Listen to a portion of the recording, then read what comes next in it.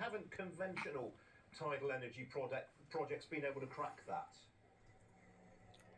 Well, because we set out to start off with 24 hours originally, most of the tidal barrages are a single barrage enclosing a coastline, and they can only work while the tide is actually moving up or down.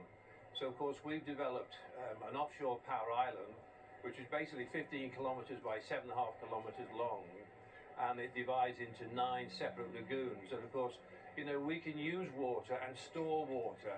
You know, water is nature's battery. You know, when you have a solar panel or a wind turbine, you can't store that energy. You have to use it or lose it. So, you know, water is very important, and we're developing it all of the time, and we're convinced that we can produce power 24/7, and each one of our power islands could deliver as much power for 1 million homes per individual power island. One criticism that's often levelled at tidal is that it's pretty expensive compared with other forms of renewables such as offshore wind. How would you counter that?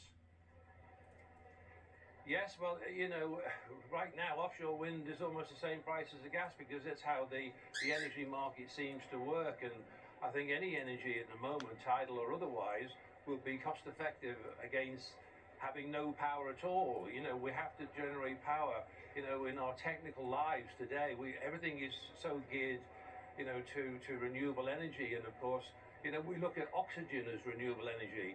You know, people are saying that renewable energy, we got 40% of it. You know, we can't run oxygen on 40%. You know, we have to have it 100% of the time. And renewable energy is the same. If we're going to wean ourselves off gas and coal, we have to run it 24/7 to reduce the gas and completely remove the power infrastructure at some stage in the future. And Labour is saying by 2030.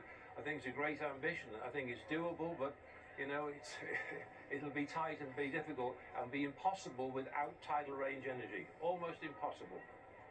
So if your plans come to fruition, can you put a price on how much your setup costs would be? Yes, at the moment we're working with civils and a number of partners, and you know, it could be as much as £7 billion per individual offshore power island, and that works quite favourable with nuclear, because of course Hinkley C is £30 billion and rising. We'll do 6 million homes, so 6 of ours will do roughly about the same without all the inherent hazards of the spent fuel and all the other risks that go with nuclear fuel. But we will need nuclear fuel. I'm convinced of this for a very long time, while we transition ourselves from fossil fuel into all renewable. Now you want to tap into the tides at the D estuary near Liverpool. How does that differ from Swansea Bay, which is obviously where previous tidal projects have been talked about? Yeah, absolutely. Great point. Well, people think the tidal range is available all over the world. Unfortunately, it's not. The best tidal ranges in the United Kingdom, from Cumbria to Llandudno and the Severn Estuary, and they're all roughly about the same. We need about 8 metres or more.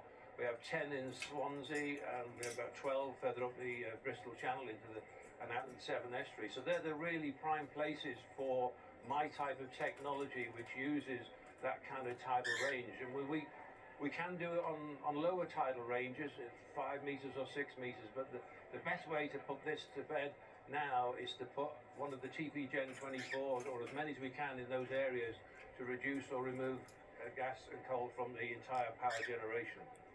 All right, Stuart, we have to leave it there. Good to talk to you this morning. Hope to see you again. Thank you. Okay, thank you. Bye.